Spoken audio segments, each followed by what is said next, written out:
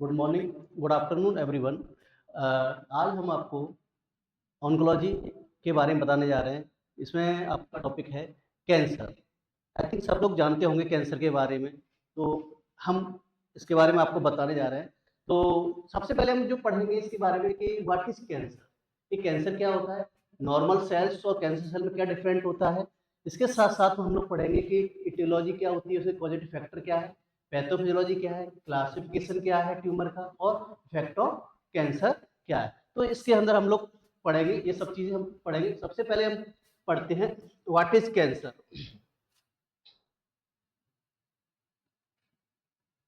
तो सबसे पहले हम पढ़ते हैं व्हाट इज कैंसर। तो कैंसर से पहले हम लोग एक चीज जानेंगे कि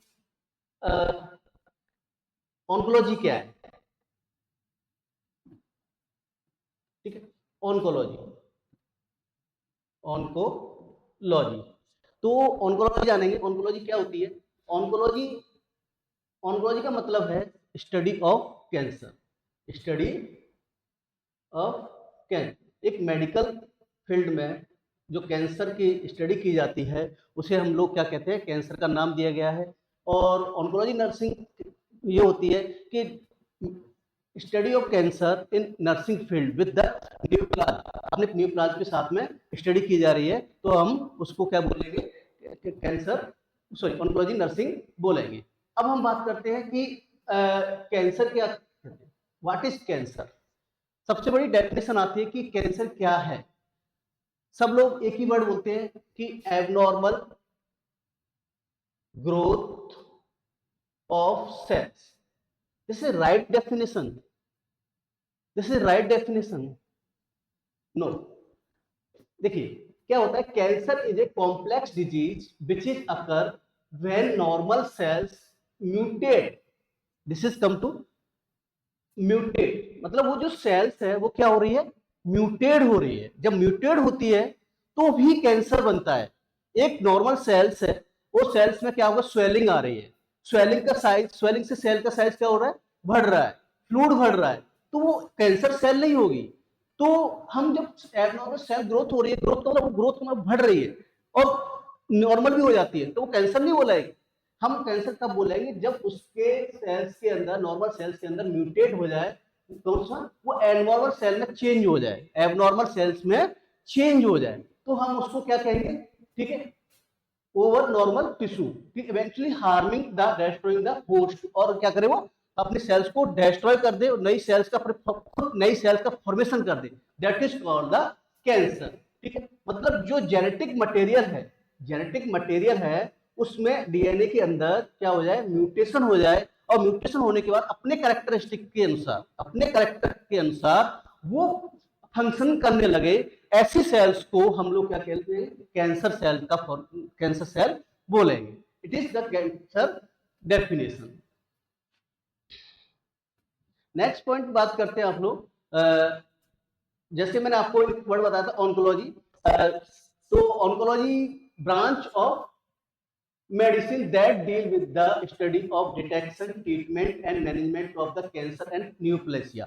ऐसी ब्रांच जिसके अंदर, मेडिकल की ऐसी ब्रांच जिसके अंदर क्या होता हो, detection, study of detection, treatment and management of cancer and न्यूप्लेसिया।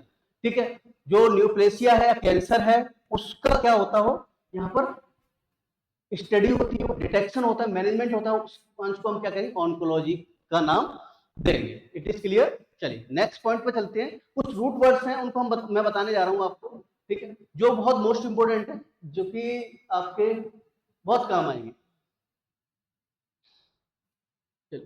सबसे पहले बात करते हैं न्यू। जहां पर न्यू लगाओ इसका मतलब न्यू, जो अगर आपको न्यू लगा हुआ कहीं दिख गया तो इसका मतलब न्यू। जैसे हम बताते एक वर्ड बनाते हैं, न्यू प्लेसिया, न्यू प्लेसिया, ऐसे न्यू प्लेसिया मतलब न्यू ग्रोथ हो जाना। यहां पर प्लेसिया का मतलब क्या दिखाया गया है, ग्रोथ हो जाना, और न्यू का मतलब न्यू। जैसे प्लाज, कोई सब्सटेंस जो जिसके अंदर ग्रोथ हो रही है, ट्रॉफी, उसके साइज का अंतर आ रहा है। जैसे ओमा, ओमा लग गया मतलब जहां पर ट्यूमर है, स्टेटिस मतलब उसकी एक स्थान से दूसरे स्थान पर लोकेशन दिखा रहा है कि एक जगह से स्टेटिस हो रहा है, ठीक है। जैसे हम इसमें और कुछ वर्ड्स बना सकते हैं, ट्रूथ वर्ड से न्यू प्लाज, ठीक है, नया सब्सटेंस को रेडी हो रहा है, न्यू प्लाज, ठीक है। जैसे हम लोग बात करेंगे, ठीक है ना, जैसे कोलोन कैंसर के अंदर एक क्या हो रहा है, पहले एक सेल्स का फॉर्मेशन हो रहा है, दिस इज न्यू, ठीक है। सेकंड में हम उसका सब, ठीक है, ये रेडी हो गया, और थर्ड में ये पूरी तरह से सेल्स के अंदर उसके अंदर एक्सटेंड हो गया, ये स्टेजिंग प्रॉब्लम स्टेजिंग में आता है, ठीक है। It is clear. तो ये आपके कुछ रूट वर्ड्स हैं, इसके अलावा कुछ और रूट्स वर्ड बता रहा हूं मैं आपको। न्यू प्लाज, न्यू का मतलब न्यू, प्लेसिया का मतलब ग्रोथ, प्लाज्म का मतलब सब्सटेंस, ट्रॉफी मतलब साइज, ओमा means tumour, statics means location, ठीक है। जैसे आपने सुना होगा मेटा स्टेटिस, ठीक, स्टेसिस, तो इसका मतलब क्या हुआ कि एक स्थान से जो बेड सेल्स है एक स्थान से दूसरे स्थान पर चेंज हो रही है, जा रही, ट्रांसफर हो रही है, it is called Meta stasis, ठीक है। कुछ और रूट वर्ड्स है, उनको भी पढ़ लेते हैं हम लोग, ठीक है। जैसे आपका ए का मतलब है आपका नन, ए का मतलब नन, ठीक है, क्या है, नन। और एना का मतलब यहां पर क्या हो गया, एना का मतलब लैक, जहां पर एना लग गया वहां का मतलब लैक, कमी आ जाना, जहां पर क्या हो जाए, कमी आ जाना, किसी जगह पर कमी आ जाना। हाइपर का मतलब एक्सेसिव, हाइपर का मतलब एक्सेसिव, बहुत ज्यादा मात्रा में किसी चीज का बढ़ जाना। मेटा, मैंने बताया ना, मेटा मीन्स चेंजेज होना, मेटा मीन्स चेंजेज होना। तो डिस मतलब बैड या डी अरेंज कहते, या बैड हो या डी अरेंज, अपनी सेल्स खुद अपने तरीके से अरेंज ना हो, उसे कहते हैं डी अरेंज होना, ठीक है। अरेंज में ना हो, पूरी जिस तरह से नॉर्मल साइज पोजीशन होती है, तो वो अपनी पोजीशन में अरेंज ना हो, डी अरेंज कह सकते हैं इसको, ठीक है। तो ये कुछ रूट वर्ड्स हैं जिनकी बेसिस पर आपको कुछ टर्मिनोलॉजी पहचान सकते हैं उनको, ठीक है, जो कि ज्यादातर ऑन्कोलॉजी में ही यूज आती है, ठीक है। आप लोग देख सकते हैं इसको, आपको समझ में आ रहा होगा, ठीक। नेक्स्ट बात करते हैं कि कैरेक्टरिस्टिक्स ऑफ न्यूप्लेसिया, क्या कैरेक्टरिस्टिक्स होती है न्यूप्लेसिया की। तो सबसे पहले हम बात करें, ठीक है ना, तो हम uncontrol growth of abnormal cells में जैसे बिनाइन और मैलिग्नेंट और बॉर्डर लाइन, दो टाइप होती है। जो अगर हम सेल्स की बात करें अनकंट्रोल में, दो तीन लाइन की बात करते हैं, एक तो बिनाइन टाइप का होता है, और एक होता है मैलिग्नेंट, और एक होता है बॉर्डर लाइन टाइप। कौन सा, बॉर्डर लाइन टाइप का। तो ये तीनों कंडीशन होते हैं जिनकी न्यूप्लासिक कैरेक्टरिस्टिक्स होती है, कह सकते हैं कि एक कैंसर सेल का विशेषता होती है, ठीक है। चलो नेक्स्ट हम बात करते हैं, ठीक है, बिनाइन ट्यूमर कैसा होता है, बिनाइन ट्यूमर उसके बारे में जानेंगे, ठीक। चलिए बिनाइन ट्यूमर की बात करें तो एक तो वेल डिफरेंशिएट, अगर हम उसकी सेल्स को डिफरेंशिएट करें तो उसमें सब चीजें आपको दिखाई देगी, न्यूक्लियस कहां पर है, ठीक है ना, इसके अलावा कहां पर है, तो वो डिफरेंशिएट कर सकती है। इसको हम लोग क्या कर सकते हैं, डिफरेंशिएट कर सकते हैं, ऐसी सेल्स को हम क्या कर सकते हैं, डिफरेंशिएट कर सकते हैं, ठीक है। और नेक्स्ट बात करते हैं, ये जो हमेशा बिनाइन ट्यूमर होता है वो हमेशा स्लोली ग्रोथ करेगा, बहुत स्लोली स्लोली करेगा, मतलब कह सकते हैं धीरे धीरे करके फैलता है। और दूसरी में आपको एनकैप्सुलेटेड, मतलब कह सकते हैं कि जैसे यहां से कैंसर हुआ तो इस तरह से अपना एक एरिया बनाते हुए फैलेगा, ठीक है, एक एरिया होगा और कैप्सुलेटेड होगा, इसको कवर कवर होगा, ठीक है, इस तरह से फैलता चला जाएगा, एरिया कवर करेगा। ये क्या है, दूसरी जगह पर मेटास्टेसिस नहीं करता है, ये मेटास्टेसिस नहीं करता। कौन सा, बिनाइन ट्यूमर, नॉन इन्वेंसिव होता है। ये कौन सा होता है, नॉन इन्वेंसिव। इससे पता है आपको, डज नॉट मेटास्टेसिस, मैंने आपको भी बताया था ना, ये मेटास्टेसिस नहीं करता है। क्या करता है, मेटास्टेसिस नहीं करता है, मतलब दूसरे ऑर्गन दूसरे पार्ट में ये ब्लड स्ट्रीम के थ्रू या किसी थ्रू फैलता नहीं है, तो इस बात का ध्यान रखेंगे, ठीक है ना। चलिए अब देखिए, आपने बिनाइन ट्यूमर तो पढ़ लिए, बिनाइन ट्यूमर में क्या कैरेक्टरिस्टिक्स होती है, एक तो वेल डिफरेंशिएट होता है, स्लो ग्रो करता है, और कैप्सुलेटेड होता है, नॉन इन्वेंसिव होता है, और मेटास्टेसिस नहीं करता। ये पॉइंट्स आपने देख लिए। चलिए नेक्स्ट पॉइंट और हम पढ़ते हैं, मैलिग्नेंट, ठीक है। तो मैलिग्नेंट में क्या होता है, अनडिफरेंशिएटेड, जो हम बात करते थे ना, जस्ट इसके अपोजिट होता है, अनडिफरेंशिएटेड। कैसा होता है, डिफ्रेंशिएट। जो सेल है इसमें पता नहीं लगा सकते कि कहाँ क्या है, सेल को डिफ्रेंशिएट करना बड़ा मुश्किल हो जाएगा, न्यूक्लियस कहाँ पर है, साइटोप्लाज्म कहाँ पर है, उसको आइडेंटिफाई करना बड़ा मुश्किल होता है। ठीक है, इरेक्टिक एंड अनकंट्रोल ग्रोथ, इससे मल्टीपल सेल्स, कोई भी नहीं है, 1 से 4 सेल, 4 से 8 सेल, मल्टीपल इरेक्टिक टाइप की सेल्स बनती है। 1 से 4, 2 से 5, 5 से 10, 10 से 20, 20 से 30, इस तरह से बनती चली जाएंगी। इसमें कोई कंट्रोल नहीं होगा जैसे आपके नॉर्मल सेल्स में होता है। ठीक है, सीक्रेट एबनॉर्मल प्रोटीन, और सबसे ज्यादा इसके अंदर क्या होता है, एबनॉर्मल प्रोटीन्स सीक्रेट होती हैं, और मेटास्टेसिस जस्ट अपोजिट, मैंने आपको बताया ना, बिनाइन ट्यूमर के जस्ट अपोजिट होता है। बिनाइन ट्यूमर के क्या होता है, जस्ट अपोजिट होता है। तो ये मेटास्टेसिस करता है, क्या करता है, मेटास्टेसिस। It is clear. चलिए नेक्स्ट पॉइंट हम बात करते हैं। ठीक है, नेक्स्ट पॉइंट की हम बात करते हैं जिसका नाम है लॉस ऑफ नॉर्मल ग्रोथ और कंट्रोल। मैं आपको बताया था उसके साइकिल में कैसे, सॉरी, नॉर्मल सेल्स देखेंगे हम लोग कैसे ग्रोथ कर रही है।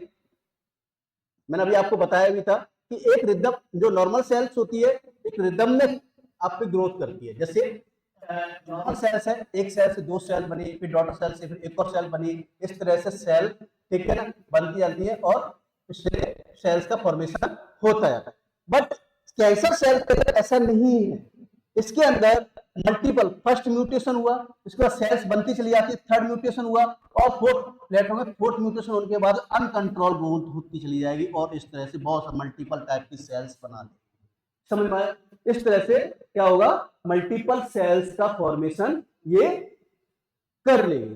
क्या कर लेंगे, मल्टीपल सेल्स का फॉर्मेशन। तो ये अनकंट्रोल ग्रोथ होती है, जिसे कहते हैं कंट्रोल में ना हो। ये नॉर्मल सेल्स से सेल्स हो रही है, ठीक है, एक सेल्स डॉटर सेल बनी, इसके बाद दूसरी से डॉटर सेल बनी, नॉर्मल बनती है, ठीक है, आपका उस हिसाब से डिवीजन होता चला जाता है। पर इसके अंदर जस्ट अपोजिट है, म्यूटेशन हुआ, जस्ट सेकेंडरी म्यूटेशन हुआ, थर्ड म्यूटेशन हुआ, म्यूटेशन के बाद मल्टीपल सेल्स का फॉर्मेशन होता चला जाता है। ठीक है, नेक्स्ट है ऑन्कोजेनेसिस। ऑन्कोजेनेसिस मतलब नॉर्मल सेल्स है आपकी, जस्ट मैं आपको वही बता रहा हूं कि अभी हमने जो डेफिनेशन पढ़ा था कि नॉर्मल, जो आपकी, सॉरी, एक नॉर्मल सेल्स है, ठीक है, जो इसके अंदर जीन्स क्या करते हैं, पूरा नॉर्मल जीन्स रेगुलेट करते हैं, पूरी फंक्शनिंग होती है, फंक्शनिंग नॉर्मल जीन के अनुसार होती है, कॉपी भी जीन के अनुसार होती है, अगर दूसरी सेल बन गई तो जीन के अनुसार होती है, जो भी फंक्शनिंग हो रही है वो जीन के अनुसार होती है। पर लेकिन कैंसर सेल में ऐसा नहीं होता है। कैंसर सेल अगर म्यूटेट हो रही है तो उसके अंदर इस सेल की स्टैंडर्ड्स चेंज हो जाती है।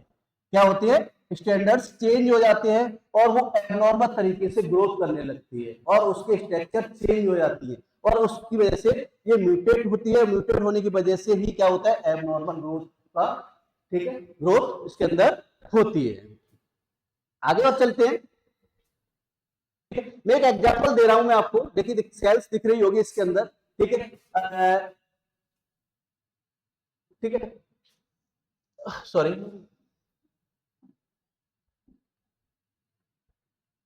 जैसे ये सेल्स आपने दिख रही होगी, ये यहां पर सेल्स क्या हो रही है, डेड सेल्स है, आउटर सरफेस, ये एपिडर्मिस पार्ट है, डिवाइडिंग सेल्स यहां पर हो रही है, ठीक है, और ये डर्मिस पार्ट है, ठीक है, यहां पर सेल माइग्रेशन हो रहा है, ठीक है। तो ये नॉर्मल सेल्स होती है आपकी, क्या होता है, एक नॉर्मल सेल्स होती है।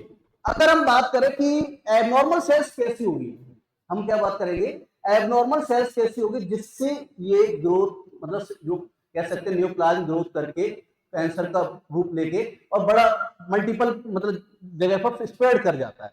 तो सबसे पहले हम बात करेंगे जैसे ये वाला पार्ट, ठीक है। अब यहां पर क्या हुआ, ऊपर पार्ट में नीचे ग्रोथ किया, और ग्रोथ होने के बाद क्या हो गया, ये नेक्स्ट आपका इस तरह से इसके अंदर आ गया, इसके अंदर आ गया। देखिए अंडरलाइन टिश्यू के अंदर क्या हो गया, ये सेल्स तक एब्नॉर्मल ग्रोथ होने लगी, ठीक है, और धीरे धीरे करके क्या बना लिया, ट्यूमर ने स्टार्ट करके अंडरलाइन टिश्यू के अंदर एक न्यूप्लाज्म का फॉर्मेशन कर लिया। क्या कर लिया, न्यूप्लाज्म का फॉर्मेशन कर लेता है, नए न्यूप्लाज्म का फॉर्मेशन ट्यूमर का फॉर्मेशन कर लेता है इसके अंदर, ठीक है। चलिए और आगे चलते हैं, ठीक है। और धीरे धीरे करके क्या करेगा, मेटास्टेसिस, दूसरे ब्लड के through, cancer cell surrounding tissue blood vessels क्या करेगा, ब्लड के थ्रू वो और दूसरे पर ट्रांसपोर्ट कर देगा, और क्या करेगा, वहां पर दूसरी न्यू जगह पर, लोकेशन पर वहां पर जाके फैल जाएगा, क्या होगा, फैल जाएगा, वहां पर स्प्रेड मल्टीपल करने लगेगा, वहां पर मल्टीपल करने लगेगा, और तो क्या होगा, वहां पर सेल्स का, ठीक है, न्यू सेल्स का, या कह सकते हैं कैंसर सेल का फॉर्मेशन होगा। मैं और दिखा रहा हूं आपको डिटेल में, देखिए थोड़ा सा और देखेगा, ठीक है। चलिए देखिए इसको देखिएगा, तो इसके अंदर जो कार्स क्या बना, कार्सिनोमा बना, क्या बना,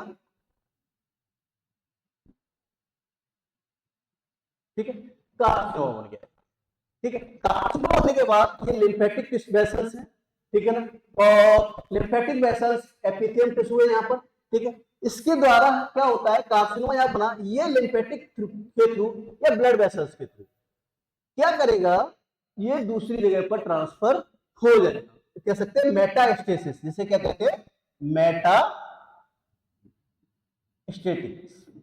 ठीक है। और जो यहां पर बन रहा है आपका एपिथेलियल टिश्यू, जिसे हम क्या कहते हैं, लोग सारकोमा, क्या कहते हैं, सारकोमा, क्या बोलेंगे इसको, सारकोमा बोलेंगे, जो एपिथेलियल टिश्यू बनता है उसको हम क्या बोलते हैं, सारकोमा का नाम देते हैं। It is clear. Next point की बात करें, ठीक है, ये आपको पता लग गया, तो स्मूथ सेल्स के अंदर भी फैल सकता है,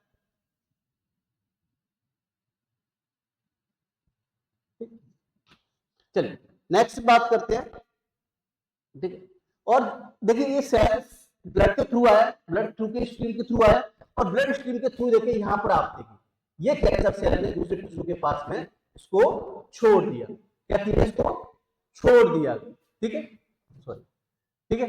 तो इस तरह से ये ब्लड के थ्रू दूसरे जो ऑर्गन है, पार्ट है, टिश्यू है, वहां पर मेटास्टेसिस कर जाता है, वहां पर जाके इसको क्या करता है, वहां पर मेटास्टेसिस करता है, और वहां पर कैंसर का ग्रोथ कर देता है, या कैंसर दूसरे ऑर्गन पर जाके कर देता है, ठीक है।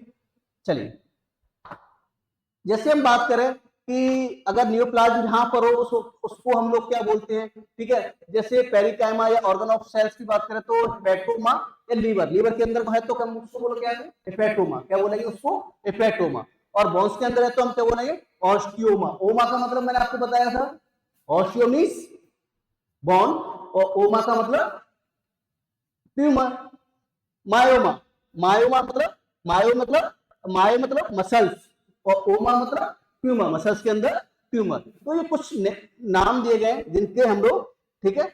इसके अलावा और देखेंगे हम लोग, अकॉर्डिंग टू डॉस में फ्लूइड फिल्ड हो तो सिस्ट कहलाता है, क्या कहलाता है, फ्लूइड फिल्ड। अगर कोई फ्लूइड फिल्ड चीज हो तो उसको क्या करेंगे हम लोग, सिस्ट बोलेंगे, ठीक है। इसके अलावा हम लोग गैंडुलर के अंदर तो एडिनोमा बोलते हैं, इसे भी एडिनोमा बोलते हैं। फिंगर लाइक हो तो पेप्लियोमा, क्या बोलेंगे उसको, पेप्लियोमा बोलेंगे, ठीक है। स्टॉक हो तो पॉलिप्स बोलेंगे, क्या बोलेंगे, पॉलिप्स बोलेंगे। तो ये इसका नाम बोला जाता है, ठीक है। चलिए नेक्स्ट है, कुछ टर्म्स हैं, जैसे आपने आपको पहले बताया था, ट्यूमर के अंदर ओमा यूज किया जाता है, जहां तो सर्फेक्स में क्या यूज किया जाता है, ओमा यूज किया जाता है। कौन सा वर्ड यूज किया था, ओमा।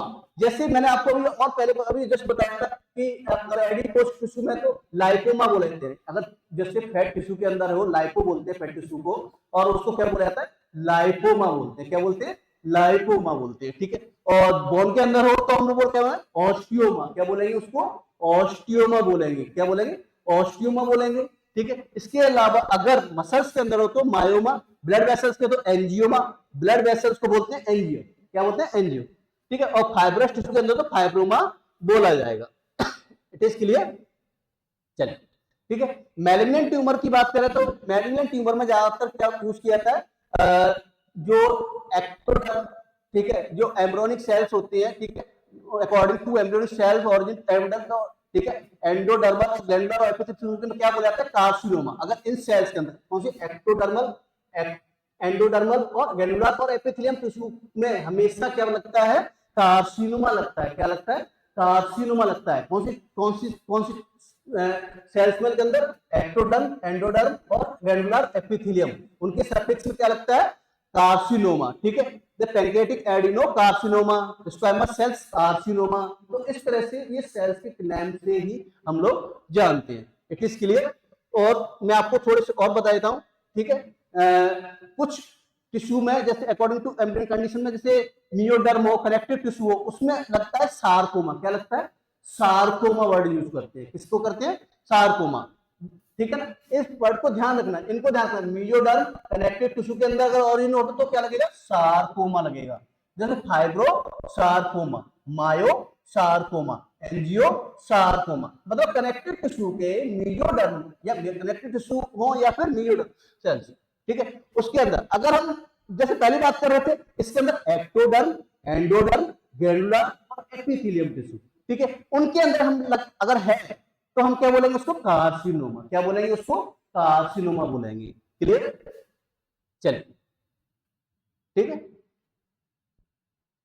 अब इसकी हम लोग इटियोलॉजी को जान लेते हैं, ठीक है। तो इटियोलॉजी की बात करें तो क्या इटियोलॉजी हो सकती है, देखिए वायरस के थ्रू हो सकता है, केमिकल का होता है, ठीक है, कार्सिनोजेंस के थ्रू हो सकता है, फिजिकल स्ट्रेसर्स के थ्रू हो सकता है, इसके अलावा हार्मोनल फैक्टर्स की वजह से भी हो सकता है, और जेनेटिक फैक्टर्स की वजह से भी हो सकता है। दीज आर द इटियोलॉजिकल या पॉजिटिव फैक्टर ऑफ कैंसर। तो इनको हम डिस्क्रिप्टिव पढ़ेंगे, अभी कैसे वायरस का कौन कौन से वायरस है उसके बारे में पढ़ेंगे, ठीक है ना। हाँ, तो सबसे पहले हम बात करते हैं फिजिकल एजेंट की, ठीक है ना। उसके बाद धीरे धीरे बात करें, फिजिकल एजेंट की बात करें तो फिजिकल एजेंट में जैसे रेडिएशन है, ठीक है ना। आपका एक्सपोजर टू रेडिएट, कोई रेडिएशन में जैसे अल्ट्रावायलेट रेडिएट है तो उससे क्या हो सकता है, स्किन कैंसर हो सकता है, ठीक है। इसके अलावा कोई इरिटेंट है, बार बार आपकी बॉडी पर इरिटेंट लग रहा है तो उसकी वजह से भी स्किन कैंसर हो सकता है। एक्सपोजर टू सनलाइट है, ठीक है, ह्यूमिडिटी है, तो ये सभी क्या एजेंट कर सकते हैं, कैंसर आपका कॉज कर सकती है, ठीक है।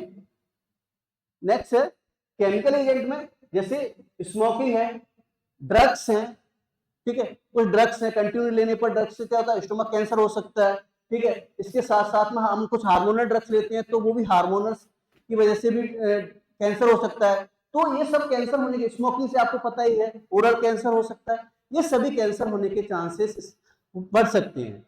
It is clear. चलिए नेक्स्ट थोड़ा सा और चलते आगे। Genetic factor, genetic family history होने पर अगर इस तरह की कोई चली आ रही है तो कोलोन कैंसर है, आपका ब्रेस्ट कैंसर है, इस तरह की कंडीशन देखने को हमें मिल सकती है कैंसर के अंदर। हम देख सकते हैं कि जेनेटिकली अगर किसी के ब्रेस्ट कैंसर है तो कंटिन्यू होकर जेनेटिक कंडीशन में वहां पर दूसरी पीढ़ी में ट्रांसफर हो सकता है, तो जेनेटिक फैक्टर्स हो सकते हैं, ठीक है। चलिए,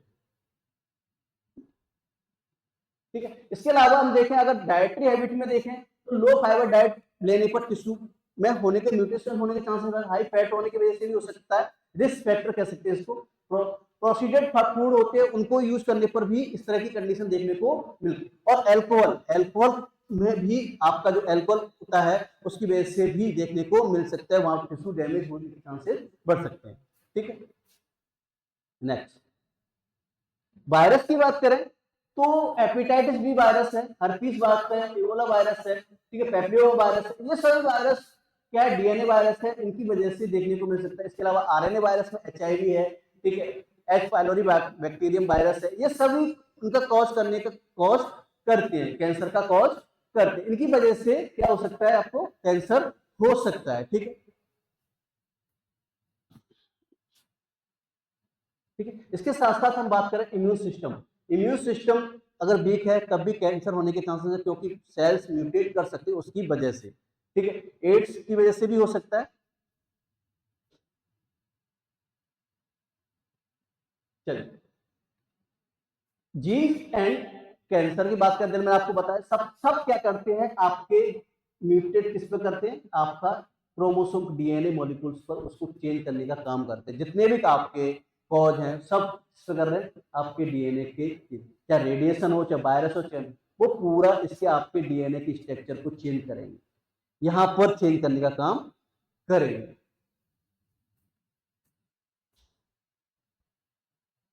ठीक है। सेम वायरस है, वायरस भी सेम वही कंडीशन है, कैंसर, ठीक है ना, वो लिंक हो जाएगा और इंसर्ट होकर चेंज कर दे डीएनए के ग्रोथ को। ठीक है,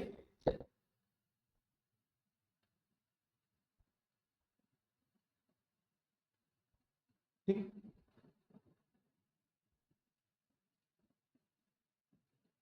इसके अलावा बैक्टीरिया, ठीक है, एच पाइलोरी भी, इसकी वजह से सेल्स डैमेज हो सकती है, ज्यादा सीक्रेशन होने से वहां की सेल डैमेज, लगातार टिश्यू को डैमेज हो सकती है एच पाइलोरी की वजह से, सीक्रेशन एक्सेसिव मात्रा में होगा और वहां पर डैमेज करने के चांसेस बढ़ जाएंगे।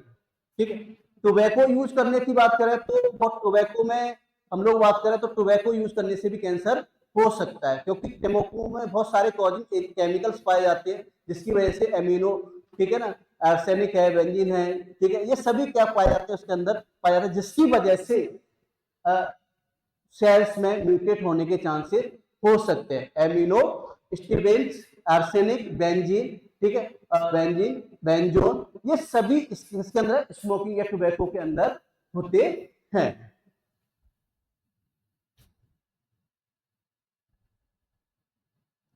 ठीक है, अब हम बात करेंगे पैथोफिजियोलॉजी की। उससे पहले थोड़ा सा देख लेते हैं हेरिडिटी कंडीशन में। तो हेरिडिटी कंडीशन में देखने को मिल सकता है जैसे रेटिनोब्लास्टोमा है, स्किन कैंसर है, किडनी का ब्रेन ट्यूमर है, ठीक है, सार्कोब्रेन है, तो ये ज्यादातर हेरिडिटी के द्वारा मिल सकते हैं, मतलब एक फैमिली से दूसरे पे, तो इस तरह की कंडीशन देखने को मिल सकती है।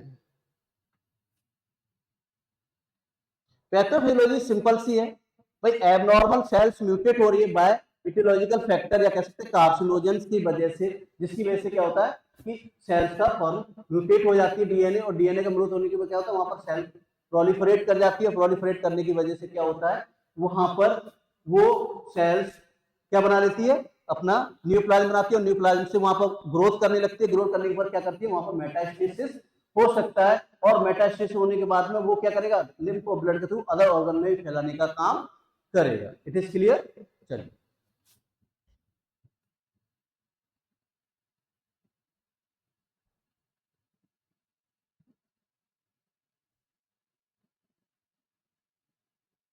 जैसे कुछ मैंने आपको टर्म्स बताए थे, इसमें टर्म्स लिस्ट सुन लीजिए। पैटर्न ऑफ सेल प्रोलिफरेशन, सबसे पहले क्या होगा, हाइपरप्लेसिया, डिस्प्लेसिया, फिर मेटाप्लेसिया, फिर एनाप्लेसिया, फिर न्यूप्लेसिया, ये बनेगी। अब इसके बारे में आपको बताने जा रहा हूं। ठीक है, हाइपरप्लेसिया, ठीक है, तो सबसे पहले क्या होगा, hyperplasia, tissue grow based on excessive rate cell division leading to large usually number of cells process, hyperplasia in potentially reversible, can normal tissue responsive to attenuate stimulus and example to cells। देखिए ये normal sales है, आप देख रहे हैं ये normal sales है, sales का क्या होगा, साइज बड़ा हो जाएगा, नॉर्मल सेल्स से साइज का क्या होगा, बड़ा हो जाएगा, स्लेस आपकी बढ़ती जाएगी, उसकी साइज बढ़ती जाएगी, तो कहते हैं हम लोग हाइपर। सबसे पहले क्या हुआ, हाइपरप्लेसिया इसके अंदर स्टार्ट हो गए। हाइपरप्लेसिया होने के बाद में इसके अंदर क्या स्टार्ट होता है, डिस्प्लेसिया, सेल अपनी स्ट्रक्चर चेंज कर लेती है, शेप चेंज कर लेगा, साइज चेंज कर लेगा। नॉर्मल हुआ, हाइपरप्लेस हुआ, अब क्या किया उन्होंने, माइल्ड डिस्प्लेसिया कर लिया, अपनी स्ट्रक्चर को चेंज कर लिया, क्या कर लिया उसने, अपनी स्ट्रक्चर को चेंज कर लिया। यहां पर क्या हुआ, माइल्ड डिस्प्लेसिया हो गया, इसके अंदर क्या हो गया, देखिए नॉर्मल सेल हाइपरप्लेसिया हुआ, हाइपरप्लेसिया क्या हुआ, माइल्ड डिस्प्लेसिया, क्या हुआ, माइल्ड डिस्प्लेसिया हुआ। माइल्ड डिस्प्लेसिया मतलब अपनी जो स्ट्रक्चर थी, साइज था, शेप था, उसका अरेंजमेंट था, वो सब चेंज हो गया। ओनली हाइपरप्लेसिया में क्या होता, वो अपनी साइज को बड़ा कर रहा था, और इसमें क्या हो रहा है, डिस्प्लेसिया में उसकी जो साइज, शेप और स्ट्रक्चर है वो सब चेंज हो गई। इसके अंदर डिस्प्लेसिया, पहले नॉर्मल सेल थी, हाइपरप्लेसिया हुआ, माइल्ड डिस्प्लेसिया हुआ। अब आगे और चलते हैं, ठीक है, डिस्प्लेसिया बनने से क्या बना लास्ट में, carcinoma in situ, normal cells बनी, हाइपरप्लेसिया हुआ, हाइपरप्लेसिया होने के बाद माइल्ड डिस्प्लेसिया हुआ, और क्या बन गया आपका, कार्सिनोमा इन सीटू, या कह सकते हैं डिस्प्लेसिया, सीवियर डिस्प्लेसिया कह सकते हैं, क्या बोला जाता है इसको, सीवियर डिस्प्लेसिया के नाम से भी इसको जाना जाता है। और फिर आगे क्या हो गया, कैंसर इन्वेंशन, फैल पूरे धीरे धीरे इन्वेंस होने लग। It is clear everyone. चलिए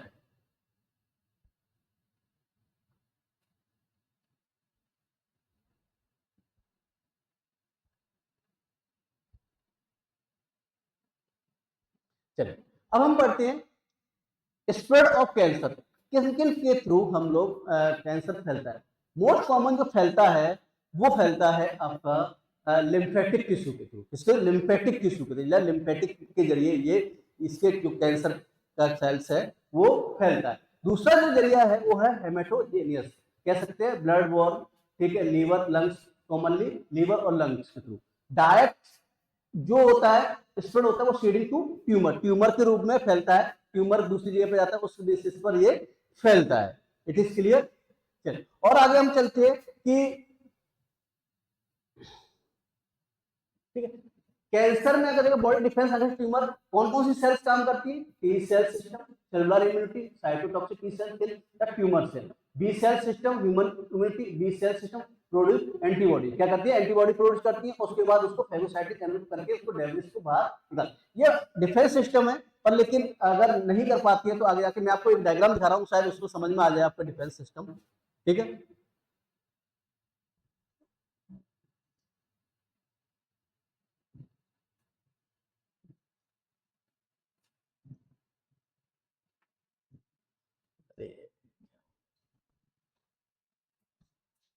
चलिए ठीक है देखिए अगर हम बात करें नॉर्मल सेल्स की, मैंने आपको डिफेंस सिस्टम बताया कि वो सेल्स क्या करती है, जैसे यहाँ पर ग्रोथ करी, ठीक है, यहाँ पर हो रही है, मैंने आपको नॉर्मल सेल्स थी वो ग्रोथ कर रही है, आपका डिफेंस सिस्टम काम करेगा इसको मारने की कोशिश करेगा। अगर यहाँ पर हाइपरप्लेसिया के टाइम पर ये खत्म हो गए तो ठीक है, नहीं तो किसमें चेंज हो जाएगा, आपका प्रोलिफरेट करने पड़ेगा, क्या होगा, प्रोलिफरेट करने लगेगा और म्यूटेट करने लगेगा डीएनए को। यहाँ पर देखिए mutation inactive the cells suppress the genes, वो क्या करेगा आपको ऑटोमेटिकली सेल्स को जीन को सप्रेस करने की कोशिश करेगा, यहाँ पर क्या करेगा इनएक्टिव रिपेयर द जीन, और यहाँ पर आपके रिपेयर करेगा, ठीक है ना, और फिर आपका पूरा म्यूटेट होने के बाद में सेल्स क्या बन जाएगी, यहाँ पर आपको पूरी तरह से म्यूटेट हो जाएगी। तो कह सकते हैं कैंसर मल्टीपल म्यूटेशन होते हैं, मल्टीपल एक बार नहीं कई बार म्यूटेट हो के तब कैंसर सेल्स का फॉर्मेशन तब जाके वहां पर पहुंचती है।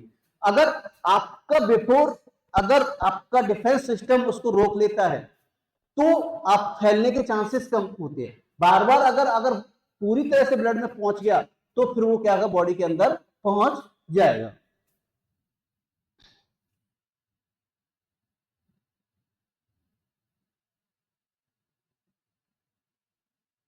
ठीक है नेक्स्ट है डिफरेंट काइंड ऑफ कैंसर। तो बहुत अनेक टाइप के कैंसर होते हैं, जैसे आपने कहा ल्यूकेमिया ब्लड स्ट्रीम के थ्रू फैलता है, लिम्फोमा लिम्फ नोड के अंदर होता है, ठीक है, इसके अलावा आपका कार्सिनोमा लंग्स ब्रेस्ट के अंदर, तो ये सब कैंसर आपके डिफरेंट डिफरेंट काइंड के आप डिफरेंट डिफरेंट प्रकार के कैंसर होते हैं। ठीक है ना, जैसे प्रीफिक्स आप मैंने आपको ऑलरेडी बताया था, एडिनो ग्लैंड के लिए यूज किया जाता है, क्रोन्डो कार्टिलेज के लिए यूज किया जाता है, ठीक है, तो आपको एरेथ्रो रेड ब्लड सेल के यूज जाता है, मिंजियो ब्लड वेसल्स के यूज किया जा रहा है, ठीक है, हेपेटो लीवर के लिए, लाइपो फैट के लिए, लिम्फोसाइटिक के लिए, मेलेनो पिगमेंट सेल्स के लिए, ठीक है, जिसमें एडिनोमा बोल सकते हैं, कॉन्ड्रोमा बोल सकते हैं, एरेथ्रोमा बोल सकते हैं, तो ये क्या कैंसर के रूप में हम उसको बोल सकते हैं, अकॉर्डिंग टू लोकेशन के अनुसार कह सकते हैं, लिम्फोमा, मेलेनोमा, माइलेनोमा, मायोमा, ऑस्टियोमा, तो ये अकॉर्डिंग टू ऑर्गन के अनुसार हम लोग इसके देख सकते हैं। It is clear.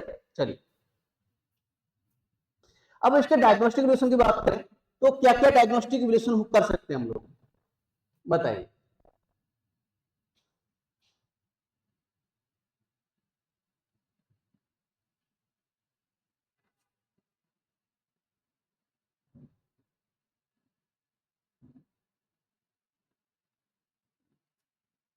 ठीक है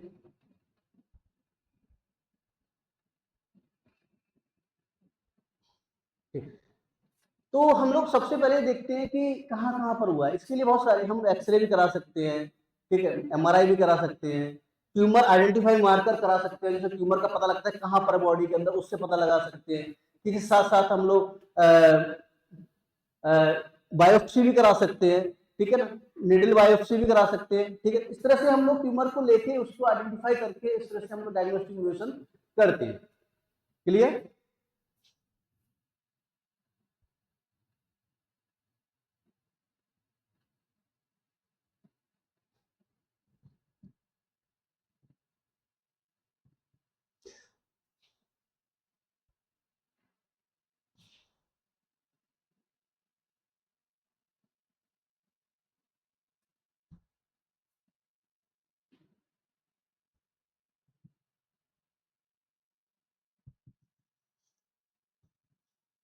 जस्ट 1 मिनट।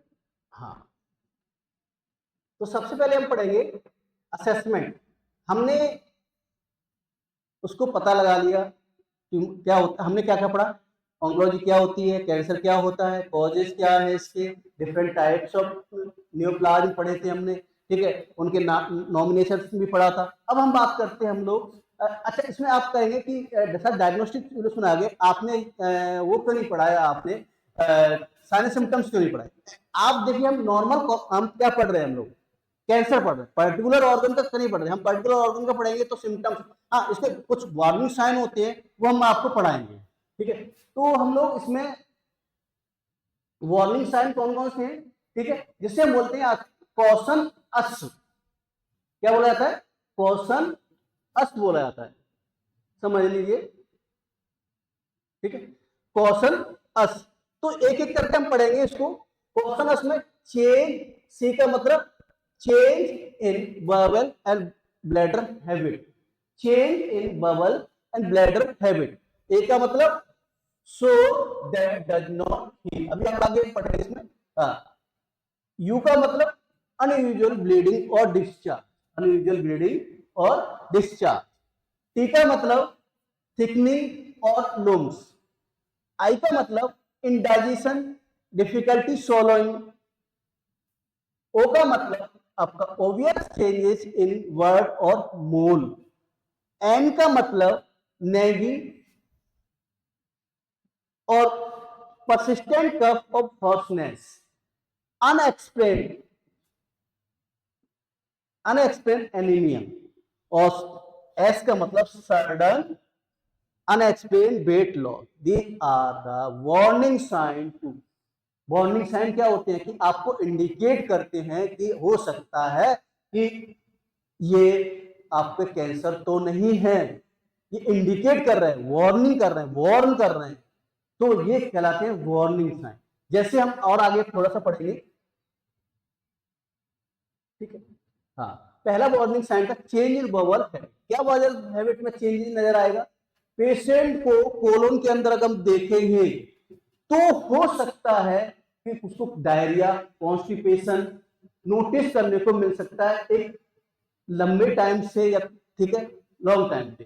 हो सकता है ब्लैडर में कैंसर हो सकता है प्लस पेशेंट के ब्लैडर में भी कैंसर हो सकता है, ठीक है, इंटेस्टाइन में भी कैंसर हो सकता है। ये इंडिकेट करता है change in bowel and bladder habit का, change in bowel and bladder habit का। It is clear. दूसरा पॉइंट था this sore does not heal, मतलब जो स्किन के ऊपर, माउथ में कहीं पर भी सोर हो रहा है वो हील ही नहीं हो पा रहा, हील नहीं कर पा रहा।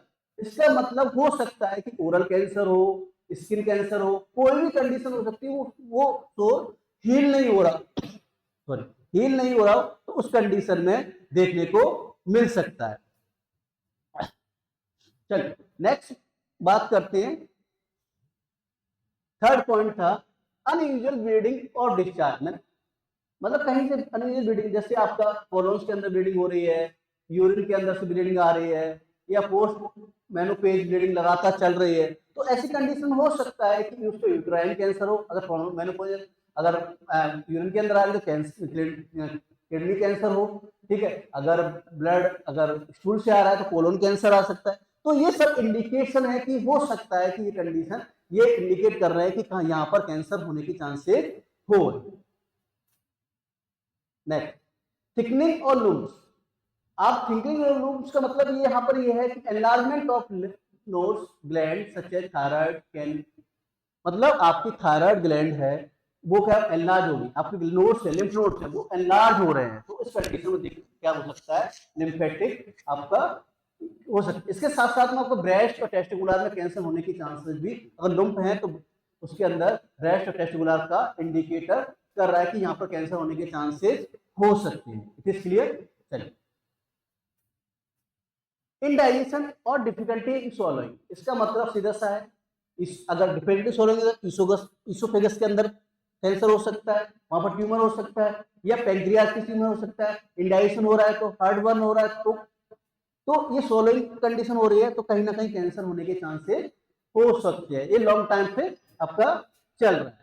नेक्स्ट है obvious change in word and mole, इसका मतलब आपके बॉडी के अंदर आपके word और mole मतलब साइज शेप कलर का डिफरेंट डिफरेंट टाइप के आपके दिखाई दे रहे हैं, तो इसका मतलब ये है कि कहीं ना कहीं स्किन कैंसर होने के चांसेस हो सकते हैं। नेक्स्ट है nagging cough, nagging and persistent cough, nagging and persistent cough और हॉर्सनेस, मतलब रेस्पिरेटरी ट्रैक के अंदर कहीं ना कहीं कैंसर होने के चांसेस है। लैरिंग्स के अंदर कैंसर हो सकता है, कफ, ठीक है, वॉइस के अंदर हॉर्सनेस आ रही है तो वॉइस के अंदर कैंसर होने के चांसेस हो सकते हैं। नेक्स्ट है अनएक्सप्लेन्ड एनीमिया सडन, ठीक है, मतलब आपको कहीं एक लगातार क्या हो रहा है, एनीमिक कंडीशन हो रहा है, पेशेंट लगातार एनीमिक कंडीशन होता है, हीमोग्लोबिन डाउन होता चला जा रहा है, इसका मतलब हो सकता है कि उसको ब्लड कैंसर भी हो सकता है। अनएक्सप्लेन्ड वेट लॉस, मतलब वेट लॉस हो रहा है, लगातार वेट लॉस हो रहा है, न्यूट्रिएंट उसको एक्सेप्ट नहीं होता, इसका मतलब उसको कहीं कैंसर होने के चांसेस हो सकते हैं। इट इज क्लियर, क्वेश्चन पूरा समझ में आया आपके में, समझ में आ चुका है बच्चों? ओके, चलिए अब हम इसका फिजिकल एग्जामिनेशन करते हैं।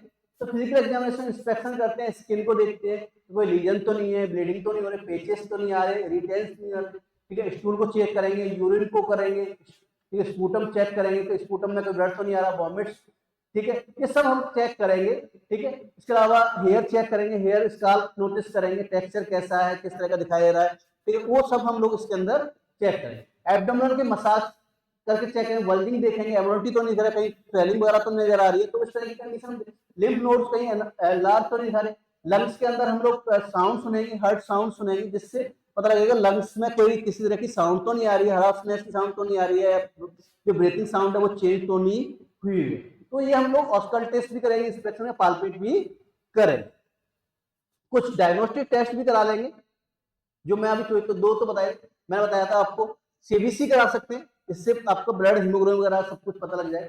ट्यूमर आइडेंटिफाई मार्कर मैंने बोला था, स्पेसिफिक प्रोटीन के लिए किया जाता है और इससे ट्यूमर को पता लगाया जाता है कि ये ट्यूमर का है। एक टेस्ट और होता है PSA, prostatic specific antigen, prostate के लिए किया जाता है, ठीक है, इस टेस्ट में, ठीक है, पर्टिकुलर किसके लिए किया जाता है, प्रोस्टेट के लिए किया जाता है, इस टेस्ट को किया, ठीक है। और नेक्स्ट है कार्सिन एम्ब्रियोनिक एंटीजन, ये कोलोन टेस्ट के लिए किया जाता है। और नेक्स्ट है आपका एल्केलाइन फास्फेट बोन मेटास्टेसिस के लिए किया जाता है, और बायोप्सी भी इसके अंदर हम लोग कर सकते हैं। तो ये सब डायग्नोस्टिक इवोल्यूशन है, ठीक है। ये जितनी भी डायग्नोस्टिक इवोल्यूशन है मैं इनको एक एक पर्टिकुलर क्लास में समझाऊंगा, क्योंकि ये क्लास बहुत लंबा हो जाएगा, तो एक एक इन्वेस्टिगेशन को हम ले लेंगे और एक एक को अलग अलग समझाएंगे, क्योंकि इसमें ज्यादा टाइम लगेगा, लंबी क्लास हो जाएगी, ठीक है। इसके अलावा हम सिग्मोइड से डायरेक्ट विजुअलाइजेशन कर सकते हैं, ठीक है, देख सकते हैं ट्यूमर को, साइटोस्कोपी से भी देख सकते हैं, एंडोस्कोपी से, ब्रोंकोस्कोपी से, तो इनको हम लोग डायरेक्ट विजुअलाइजेशन के द्वारा भी हम उसको आइडेंटिफाई कर सकते हैं, चलिए, ठीक है। इसके अलावा हम लोग एमआरआई और सीटी स्कैन भी करा सकते हैं, ठीक है। पैप स्मीयर टेस्ट भी करा सकते हैं, पैप स्मीयर टेस्ट भी, इससे भी पता लग जाता है सर्वाइकल कैंसर की स्क्रीनिंग हो जाती है, ठीक है।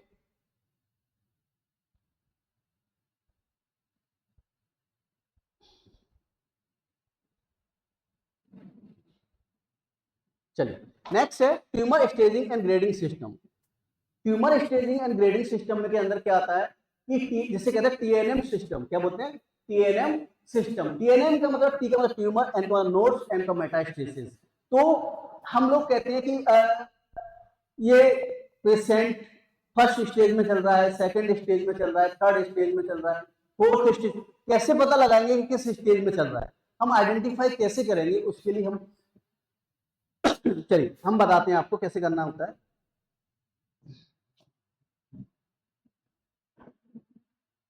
चलिए टीएक्स, टीएक्स देखिए एक चीज समझिए, थोड़ा सा समझिए, टीएक्स का मतलब होता है primary tumour can not be evaluate, मतलब प्राइमरी ट्यूमर है पर इवेल्युएट नहीं कर सकते। T0 का मतलब है no evidence of primary, T0 का मतलब है कोई एविडेंस नहीं है, अभी कुछ नहीं है, इसको T0 लगाया जाएगा। टी प्रेजेंट हो गया कार्सिनोमा इन सीटू, मतलब वो वहां पर प्रेजेंट हो गया, सीटू बन गया, ठीक है ना, और T1 T2 T3 ये किसको साइज ऑफ ट्यूमर को इंडिकेट करता है, डिफरेंट डिफरेंट साइज के, कहाँ कितने बड़े कितना बड़ा साइज हो गया, 2 centimetre, 3 centimetre, 4 centimetre, 5 centimetre, they are different size of T1 T2 T3 T4, ठीक है। T1 में लेस देन 2 सेंटीमीटर रहता है, T2 में 2 to 5 सेंटीमीटर, T3 में 5 to 6 सेंटीमीटर एंड T4 में ग्रेटर देन टू 3 सेंटीमीटर। तो ये सब ट्यूमर साइज रहता है, ठीक है। लिम्फ नोड में एनेक्स का मतलब lymph node can not be evaluate, हम इवेल्युएट कर नहीं कर सकते। 9 को है पर लेकिन अभी कोई उसका प्रूफ नहीं है, कह सकते इन्वॉल्वमेंट नहीं है। N1 N2 वही है, सिंपल लिम्फ नोड्स के अंदर एक्सटेंड किया है या नहीं किया है, वो इन्वॉल्वमेंट रीजन के अंदर है या नहीं, वो पता लगाते हैं N1 N2 एंड साइज के अनुसार। डिस्टेंस ऑफ मेटास्टेसिस, कहाँ कितना फैला है, अगर MX है तो इसका मतलब अभी नहीं है, इवेल्युएटेड नहीं है, कैन नॉट बी इवेल्युएट, हम उसको इवेल्युएट नहीं कर पा रहे। M0 का नो डिस्टेंस, अभी नहीं फैला है, और M1 का मतलब फैल चुका है, स्प्रेड हो चुका है दूसरे पार्ट के अंदर। It is clear. चलिए यहां पर आपको क्लियर हो गया होगा, ठीक है।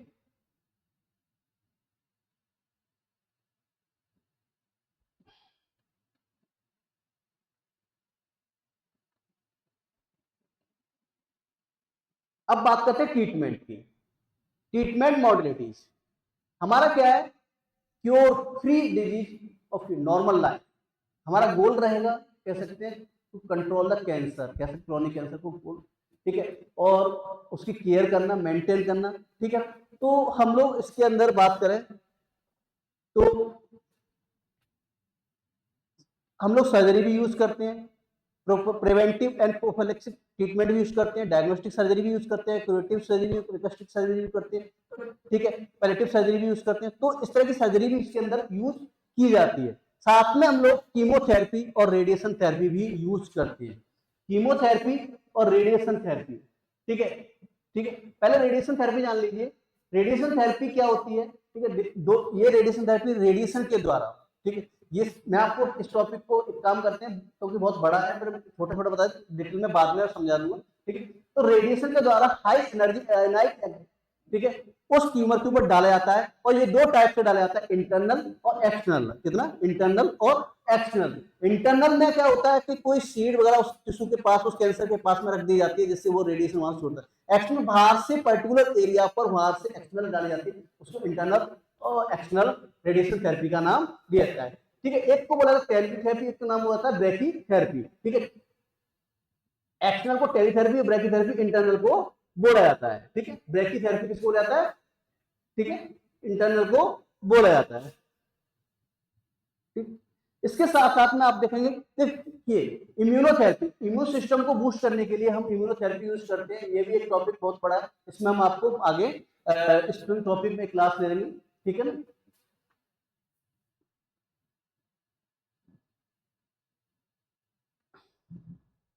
ठीक है। इसके अलावा बोन मैरो ट्रांसप्लांटेशन कर सकते हैं। बोन मैरो जैसे ल्यूकेमिया में होता है तो क्या करते हैं हम लोग, उस बोन मैरो को रीजनरेट करके न्यू सेल्स का फॉर्मेशन करने के लिए हम लोग बोन मैरो ट्रांसप्लांट करते हैं, जिससे न्यू सेल्स का फॉर्मेशन हो सके। जीन थेरेपी, जिस जीन की वजह से वो प्रॉब्लम आ रही है उसको चेंज करके या उस पर बायोलॉजिकल चेंज करके उसको ट्रांसफर किया जाता है, उसे जीन थेरेपी के अंदर डीएनए के जो कह सकते हैं मटेरियल को चेंज करके उसमें ट्रांसफर करके उसको जीन थेरेपी के अंदर लाते हैं। एक मैंने आपको बताया था कीमोथेरेपी, ठीक है, और कीमोथेरेपी ड्रग थेरेपी है जिसके अंदर मेडिसिन दी जाती है, जैसे ठीक है कीमो के नाम से जाना जाता है। डिफरेंट डिफरेंट टाइप की कीमो इसके अंदर यूज आती है, ठीक है। आज का टॉपिक इतना है, ठीक है। मैंने आपको कैंसर के बारे में बता दिया आपको, ठीक है, कैंसर क्या होता है, ऑन्कोलॉजी क्या होती है, इसके डिफरेंट टाइप्स ऑफ ट्यूमर बता दिए मैंने आपको। इसके साथ साथ में आपको इटियोलॉजी बता दी, आपको मैं आपको इसके साथ साथ पैथोफिजियोलॉजी बता दी, आपको डिफरेंट टिश्यू के नाम बता दिए, आपको क्या क्या नाम होता है, प्रीफिक्स और मैंने बता दिया आपको। तो ये सब इसके अंदर इंक्लूड, मैंने आपको सब कुछ बता दिया। अब इसके अंदर जो मेन अब नेक्स्ट जो आपकी क्लास लूंगा वो 3 टॉपिक हो सकते हैं, जैसे कीमोथेरेपी है, रेडिएशन थेरेपी है, बायोलॉजिकल थेरेपी है, बोन मैरो ट्रांसप्लांटेशन है, इसके मैं अलग अलग क्लासेस लूंगा आपकी, ठीक है ना। आज के लिए इतना ही काफी है, ठीक है, ओके। आप लाइक करिए, सब्सक्राइब करिए, और इस वीडियो को सबको जिसके पास नहीं पहुंच सकता है उनको पहुंचाइए, जिससे लोग पढ़ नहीं पाते हैं, जिनकी क्लास कॉलेज में क्लासेस नहीं चलती है, उनको ये टॉपिक समझ में आ सके। Thank you.